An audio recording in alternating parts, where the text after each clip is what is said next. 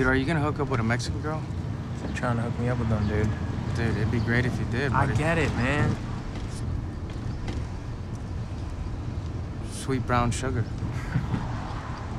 You should marry one of my cousins. If they're anything like you, I wouldn't be able to stand an hour with them. Waking up in the morning, they'd be like, Hey, can I tell you a story? I know. Here's a story about this, and a story about that, and a story about this, a story about that. But dude, all you gotta do is this. All you gotta that. do is this. Yeah. Peter, like me, I think you're at an age that you remember the golden days of Starsky and Hutch, and it's I usually love a bit of badass LAPD.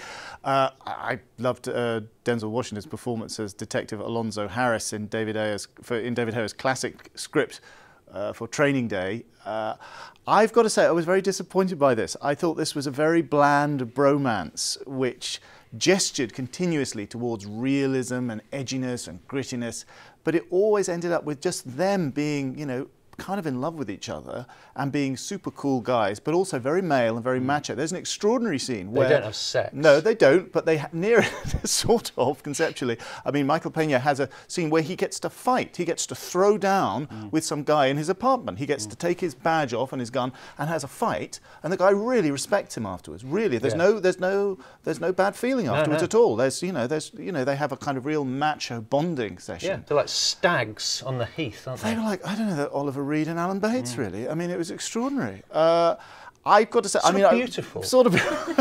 I don't know. I wanted to love it, but it felt to me like this was with 12 episodes of a rather disappointing cop TV show, or maybe the pilot for a TV show that's going to get cancelled halfway through its first series, because it just goes on and on and on. I thought it had no edge. All the stuff about the video filming and the video diary went nowhere. I thought it was going to be a real POV found footage film, but 5 minutes in, no, that's junked. Nothing at all like that. And there doesn't seem to be any plot point for him doing the video in the first place. So all that just went for nowhere. And these bad guys seem to be able to shoot them both at reasonably close range with about 8 AK-47 semi-automatic rifles, and they survive. They don't seem to have a scratch on them. I really was unsure about this. There were some nice things in it, but I thought it was LAPD light, and I didn't go for it. I quite liked the banter between the two of them as they're just basically cruising through the low-level suburbs of Los Angeles.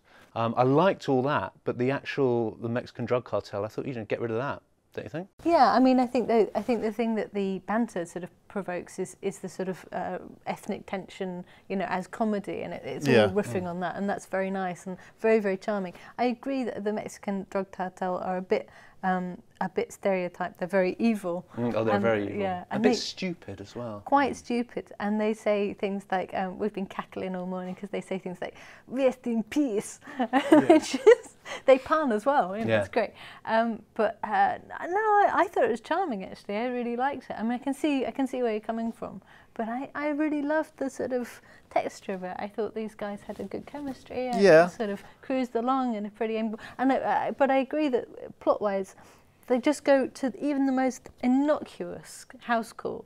They open the door and there's some unimaginable horror, which is kind of jarring because it doesn't seem to affect them very much. I mean, one guy gets a kind of knife stuck in his eyeball, and it's there. It's sort of, oh my God, it's a horror film. And he's okay, buddy, yeah, you'll be okay. And then they're back in the front of the black and white, bantering away as if nothing's happened. I like the found footage bit, Catherine, where the Mexican drug cartel sort of handily explain what they're up to while the camera phone is recording them. But apparently they do this. This is David Ayer, apparently, you know, he says, oh, well, all cops now have to wear these little clip things. And sorry, that probably hit my mic. And sort of tape themselves for security now. And of course, because I know gang life a lot, all the gangs also, you know, do as everybody does, shooting on the, you know, it's like Peter's Twitter. It's the same thing. It's not as street. It's not scary. as hardcore as that. My gang videos that I put up on Twitter. It's just Peter falling over in hotels in Cannes. But I pay to watch that. Oh, yeah. And have. That's gold, man. That's internet gold. Evening, guys. Evening. How you doing, Captain? Sir? So this is it. These are the guns you took off the cowboy? Yes, sir. Mind if I pick them up?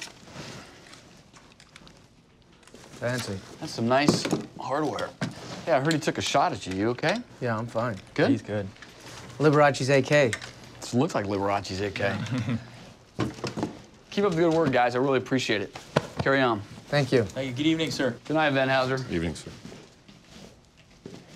Why do you get nervous? Women want him, men want to be him, man. He's just... Yeah, I know, but you want him. Dude, I'm not gay, but I'd go down on him if he asked. Sometimes I don't know when you're kidding.